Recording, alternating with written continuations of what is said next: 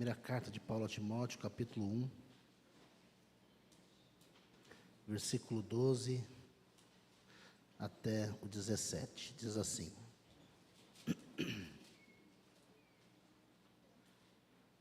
Sou grato para com aquele que me fortaleceu, Cristo Jesus nosso Senhor, que me considerou fiel, designando-me para o ministério. A mim que no outro tempo era blasfemo e perseguidor insolente, mas obtive misericórdia, pois o fiz na ignorância, na incredulidade. Transbordou, porém, a graça de nosso Senhor com a fé e o amor que há em Cristo Jesus. Fiel é a palavra e digna de toda aceitação. E Cristo Jesus veio ao mundo para salvar os pecadores, dos quais eu sou o principal. Mas por esta mesma razão me foi concedida misericórdia, para que em mim, o principal, evidenciasse Jesus Cristo, a sua completa longanimidade, e servisse eu de modelo a quantos hão de crer nele para a vida eterna. Juntos, 17. Assim ao Rei eterno, imortal, invisível, Deus único, honra e glória pelos séculos dos séculos. Amém. Amém. Obrigado pela tua palavra, por tudo aquilo que já aconteceu até aqui. Rogamos a tua bênção nessa hora, Pai. Em nome de Jesus. Amém.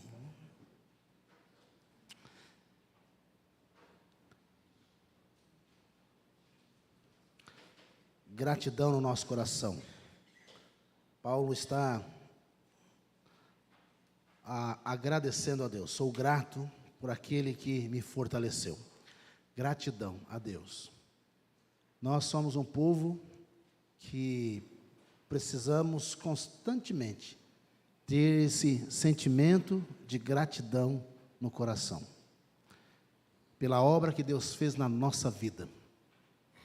Agradecer essa disposição, esse estado constante de um coração que reconhece quem é, quem era, quem foi, e hoje é alguém que faz parte do povo de Deus, escolhido por Deus, faz parte das promessas, né? Como Paulo já disse na carta aos Efésios, né? Nós éramos estranhos, nós éramos filhos da ira, nós éramos afastados da comunidade de Israel, não tínhamos parte em nada, não tínhamos herança nenhuma, mas agora em Cristo Jesus nós que éramos longe, fomos aproximados, nos tornamos povo, nos tornamos co-herdeiros. Olha só, recebemos tantas coisas, não é? E não são coisas aqui no sentido de material na terra.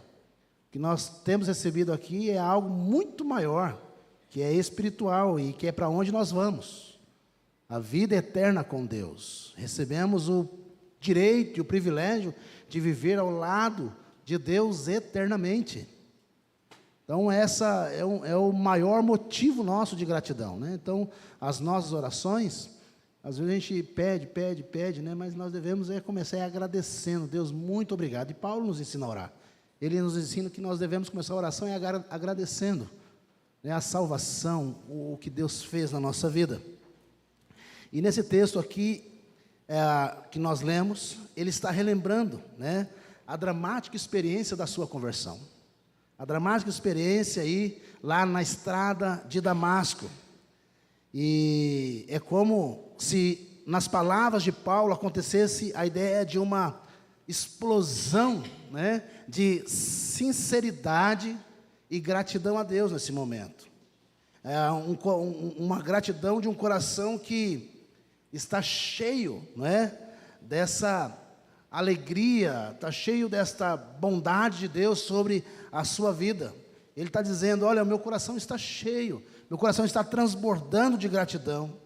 O que eu estou escrevendo aqui é um reconhecimento.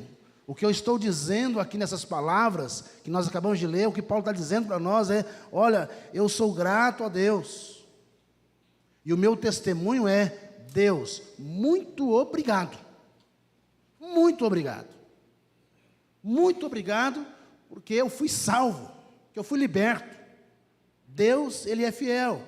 Então agora tudo o que ele vai escrever após essa explosão de sentimento, de alegria, de gratidão aqui, tem relação direta com este momento ímpar da sua vida. Tudo que ele vai descrever está conectado a tudo que ele viveu. Então ele vai listar alguns motivos da sua gratidão. Ele vai dizer por que é que ele é grato. Ele está descrevendo quais são as características, os momentos e por que ele é grato a Deus. E eu te convido você a pensar em alguns momentos assim que Paulo vai descrever para nós. E o primeiro momento que ele agradece, ele diz assim: olha, eu sou grato a Deus, porque é Deus quem nos fortalece. É Deus quem fortalece a minha vida. Versículo 12, ele diz isso, ele expressa isso. Ou seja, Deus me deu forças. Deus me fortaleceu. E este fortalecimento aqui, ele não é moral e não é físico. Embora isso aconteça. Embora nós somos fortalecidos fisicamente, moralmente, tomamos a ceia aqui nessa noite e nós somos fortalecidos moralmente, espiritualmente. Mas aqui Paulo está dizendo, não é algo interno, não é? No sentido, esse fortalecimento aqui é um fortalecimento sem o qual nós não conseguimos cumprir com as propostas e as responsabilidades deste evangelho. Nós somos fortalecidos por Cristo, e é o próprio Cristo que comunica esse fortalecimento na nossa alma, no nosso espírito, na nossa vida espiritual, na nossa caminhada. Deus em Cristo comunica força a cada um de nós. Se você chegou até aqui, não foi pela sua própria força, mas chegou até aqui, porque Ele é quem fortalece e te sustenta nas suas mãos. É Ele. O fortalecimento vem dEle. Para que Ele fortalece? Ele nos fortalece para nós vivermos uma autêntica vida cristã. Autêntica vida cristã. Ele nos fortalece para que nós possamos cumprir com as nossas responsabilidades. Ele nos fortalece em todas as áreas da nossa vida. Comunica essa força a nós. Então nós precisamos de estrutura. Nós precisamos de sermos tomados por um poder que não vem de nós e que vai manter firme essa estrutura da nossa fé. E esse poder só pode vir de Deus, do próprio Deus.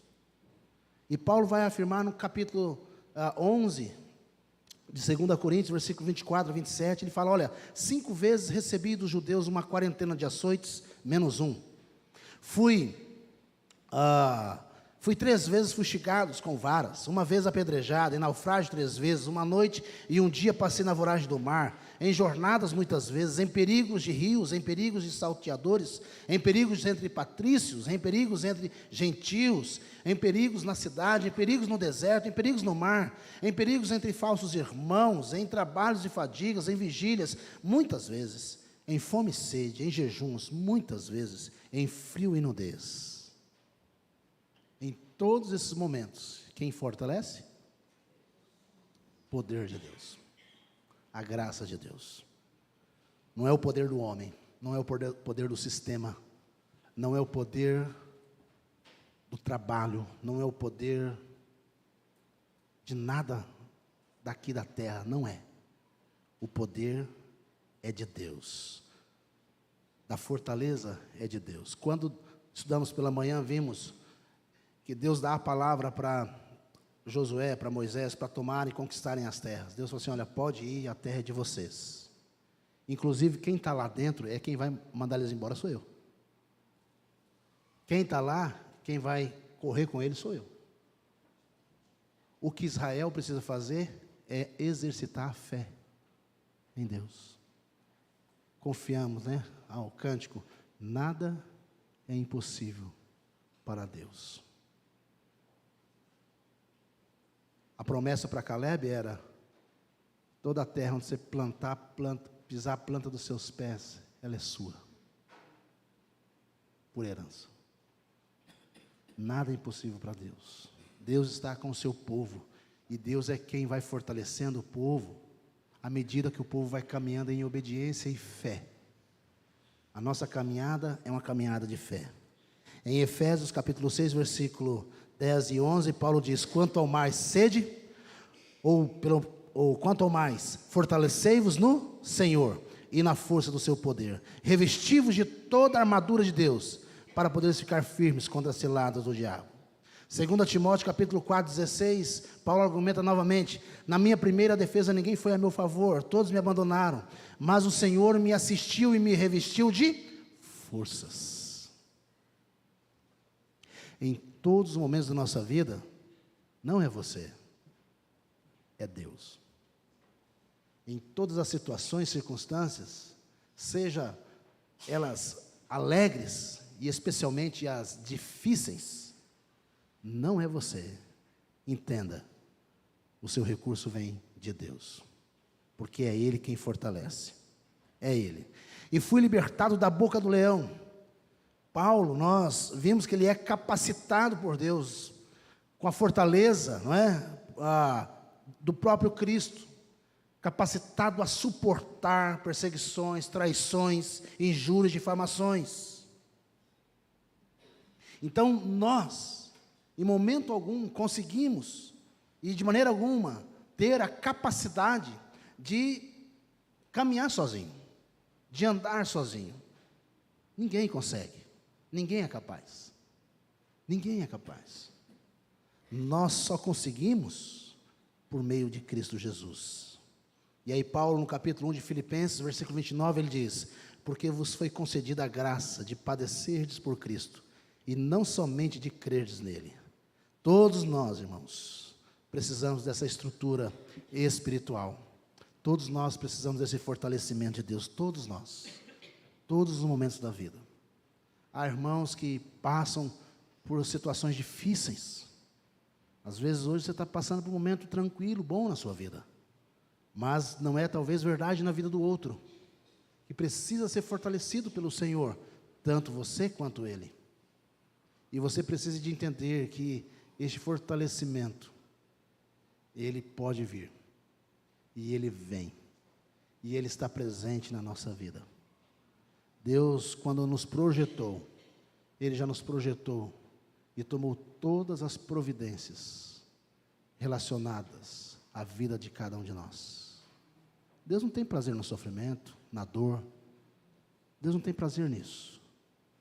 Deus tem prazer no coração quebrantado, espírito contrito, um coração que obedece, um coração que aprende a confiar nele. Essa fé, hora ou outra, vai fazer sentido para nós. A nossa fé, hora ou outra, nós vamos entendê-la, e nós vamos nos apropriando dela. E esses momentos nos momentos que nós precisamos ser fortalecidos, é a hora de desfrutar dessa fé em Cristo Jesus, de uma forma mais profunda, de uma forma mais palpável, porque é Ele quem fortalece, é Ele. Então Paulo vai dizer aí, não é? Que ele é grato a Deus. Filipenses capítulo 4, versículo 11 a 13, ele fecha o capítulo de Filipenses com essas palavras, né? Digo isso não por causa da pobreza. Abra sua Bíblia, Filipenses capítulo 4, versículo 11. Leia comigo esses versos.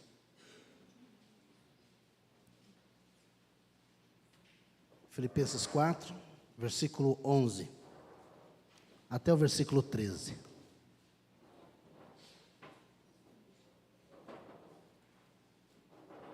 Vamos juntos? Filipenses 4, versículo 11 a 13. Digo isto, não por causa da pobreza, porque aprendi a viver contente em toda e qualquer situação. Tanto sei estar humilhado, como também ser honrado. De tudo em todas as circunstâncias já tenho experiência, tanto de fartura como de fome, assim de abundância como de escassez. tudo posso naquele que me fortalece. Ele nos fortalece. Somos gratos porque Ele nos fortalece. Em segundo lugar, somos gratos porque Ele nos considera dignos da sua confiança. Versículo 12, voltando aí no seu texto, de 1 Timóteo, volte lá, capítulo 1, versículo 12. Sou grato para com aquele que me fortaleceu, Cristo Jesus nosso Senhor, que me considerou fiel. A gente tem a ideia de considerar Deus fiel, não é? Essa ideia, de considerar Deus fiel, não é? E aí, nós temos um texto que fala, Deus me considerou fiel. Não sou digno disso não. Mas é interessante que Paulo está dizendo, Ele me considerou fiel. Há um teólogo, Hendrickson, ele diz o seguinte, ele chama isso de consideração favorável da parte de Deus. Isso aconteceu simultaneamente à conversão do apóstolo Paulo, lá no caminho de Damasco. Paulo não está dizendo que a sua fidelidade gerou a consideração da parte de Deus, antes pelo contrário. A fidelidade de Paulo não é a base do seu chamamento, mas é fruto exatamente do chamamento e do fortalecimento interior dado por Deus. É interessante aqui que nós podemos notar 3 verbos que o texto nos traz. 3 verbos no passado, que podem ser lidos em blocos aqui nesse texto. Fortaleceu, considerou e designou. Fortaleceu, considerou e designou. 3 coisas importantes. Todos esses verbos aqui, eles estão no mesmo tempo verbal, lá passado, né? E traz a ideia desse tempo verbal de uma ação única, completa e definitiva, realizada lá no passado, de uma vez por todas. E todos esses 3, têm também uma mesma fonte. Eles partem de Deus, né, de uma mesma pessoa. E o próprio Cristo. É o Cristo quem fortalece, não é? É o Cristo aqui quem designa. Então, a fonte é o próprio Cristo que fortaleceu. O próprio Cristo que considerou. E o Cristo que designou. E eles têm todos o mesmo destinatários. Esse verbo aqui se projeta, se dirige para uma mesma pessoa. E aqui a pessoa é o apóstolo Paulo. E Paulo, Cristo o fortaleceu. O apóstolo Paulo, Cristo o considerou e Cristo o designou. Conclusão que nós temos, essa ênfase aqui, na realidade dessa expressão, dessa fidelidade, não é a fidelidade de Paulo, mas é a ação de Cristo, a fidelidade de Cristo em fortalecer, em considerar e em designar. Nada em Paulo, mas tudo em Cristo. Nada em Paulo. A fidelidade dele é fruto de uma ação direta de Jesus. Então, quando nós falamos assim, que nós somos fiéis a Deus, essa fidelidade não é fruto de mérito nosso. Quando eu falo que eu sou fiel a Deus, eu estou reconhecendo que quem promoveu essa fidelidade é Deus. Em resumo seria, tudo que eu faço de bom, não sou eu que faço, é Deus que faz em mim. Tudo aquilo que eu realizo de bom, com fé, com fidelidade, com alegria, não é? Não sou eu, mas é Deus. Mas aquilo que é ruim, que eu faço, que eu erro, que eu peco, esse sou eu sim. Pecador, isso sou eu.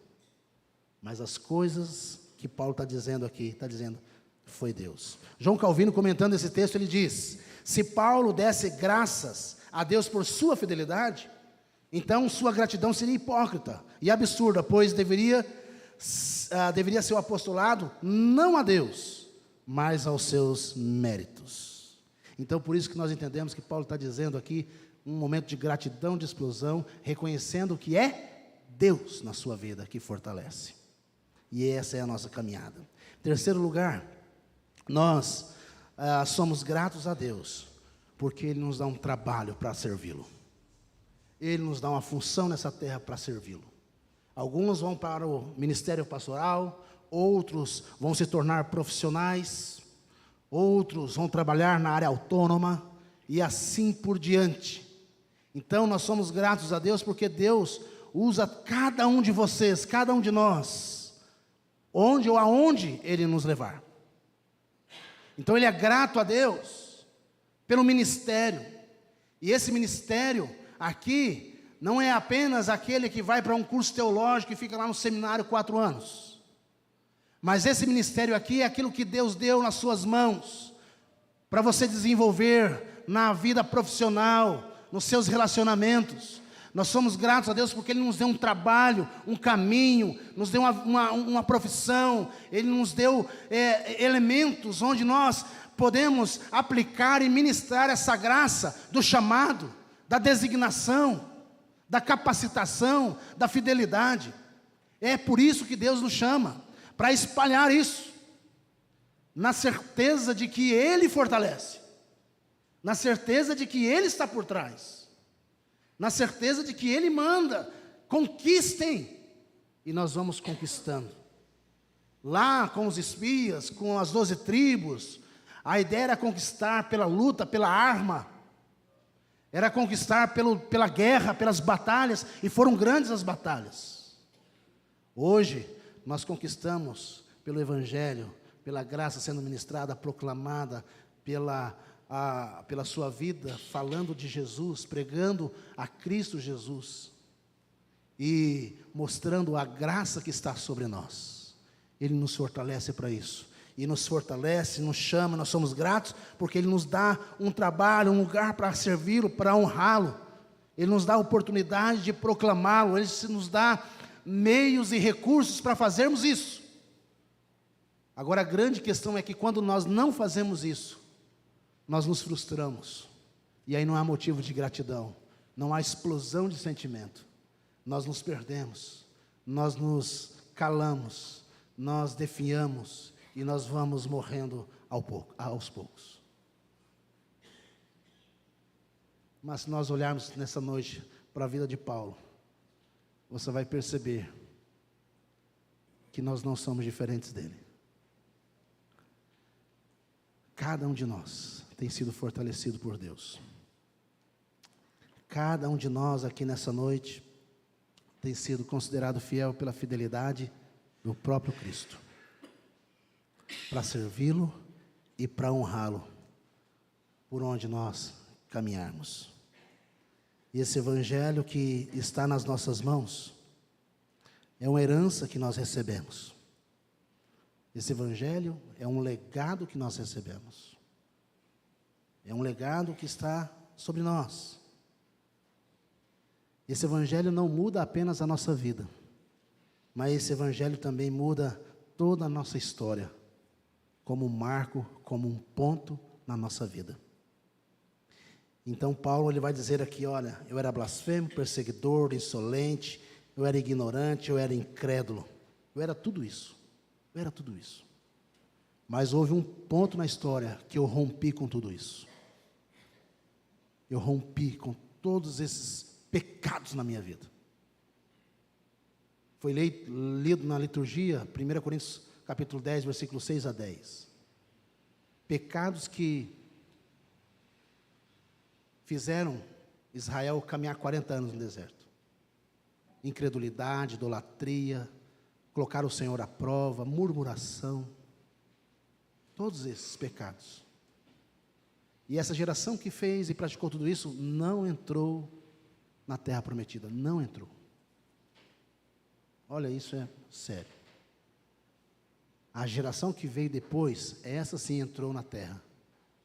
E segundo os relatos, como falamos pela manhã, a geração que entrou em Canaã foi uma geração que deixou saudade no coração de Deus. Uma geração que obedeceu ao Senhor, aprendeu do zero a caminhar com Deus. Nós somos gratos, porque esse Evangelho também entrou no nosso coração, e nós aprendemos a caminhar com Deus. Nessa noite nós estamos aqui por causa desse evangelho, que é uma graça que transborda a nossa vida. Palavra de inteira aceitação, é a verdade de Deus. O conteúdo desse evangelho é digno. O conteúdo desse evangelho é o evangelho que vem da parte de Cristo para salvar pecadores. Eu sou pecador, você é. E esse evangelho então nos dá a dignidade. Restaura a nossa vida. Restaura os valores. O evangelho, ele coloca as coisas no lugar e nos edifica e traz para nós um evangelho que é pessoal, é para mim. É um evangelho que transforma o meu coração, porque Cristo veio salvar o mundo pecador, e eu sou pecador e eu preciso desse evangelho. E esse evangelho chega ao apóstolo Paulo, que ele fala que é o pior dos pecadores. Ele é o pior dos pecadores. Tamanha consciência da sua indignidade.